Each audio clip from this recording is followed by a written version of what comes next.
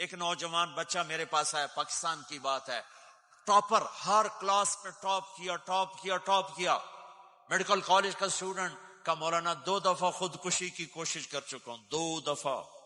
میں نے کہا کیوں؟ کہ میری امی ابو بہت لڑتے ہیں، میرے امی ابو بہت لڑتے ہیں، ان کی لڑائی سے میں اتنا ڈپریس ہوں، میں نے 2 دفعہ اپنے آپ کو مارنے کی کوشش کی، میری زندگی تھی اللہ نے مجھے بچا لیا، میری زندگی تھی اللہ نے مجھے بچا لیا۔ اپنے گھروں کو آباد کرنا ہے تو نبی والے اخلاق مجھے بھی سیکھنے پڑیں گے، آپ کو بھی سیکھنے پڑیں گے۔ میرا نبی حضرت میمونہ کے گھر میں ہے، آپ کی باری ہے۔ یہ شادیاں ہمیں زندگی، دیکھو میرے نبی کی عمر 25 سال، حضرت خدیجہ کی عمر 40 سال، کوئی جوڑ ہے؟ 25 سال کا نوجوان 40 سال کی عورت سے شادی کرے اور عمر کے 25 سال ساتھ گزار دے، 50 برس کے ہوئے حضرت خدیجہ کا انتقال ہوا، اور پھر 10 شادیاں جب عمر ڈھلنے کو ہوتی ہے، اور 10 شادیاں۔ زندگی سکھائی ہے کہ زندگی گزارنی کیسے ہے۔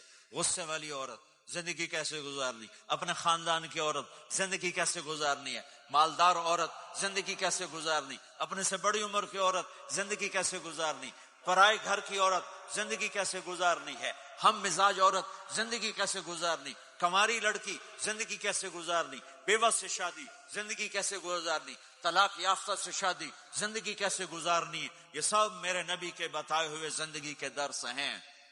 اب ہم میمونہ کے گھر میں سوئے ہوئے ہیں، پیشاب کرنے باہر نکلے، حضرت میمونہ کی آنکھ کھل گئی، انہوں نے دیکھا بستر خالی، ان کا لے مجھے چھوڑ کے دوسری بیگم کے پاس چلے گئے، غصہ چڑھا، کنڈی لگا دی۔ اللہ کے نبی واپس آئے، کنڈی، آپ نے کہا میمونہ دروازہ کھولو، کہا میں نہیں کھولتی، کہا کیوں؟ کہا مجھے چھوڑ کے دوسری بیگم کے پاس چلے گئے۔ کہا میمونہ مجھے پیشاب آیا تھا۔ نہیں پیشاب کوئی نہیں، مجھے پتا ہے، آپ دوسری بیگم کے پاس چلے گئے۔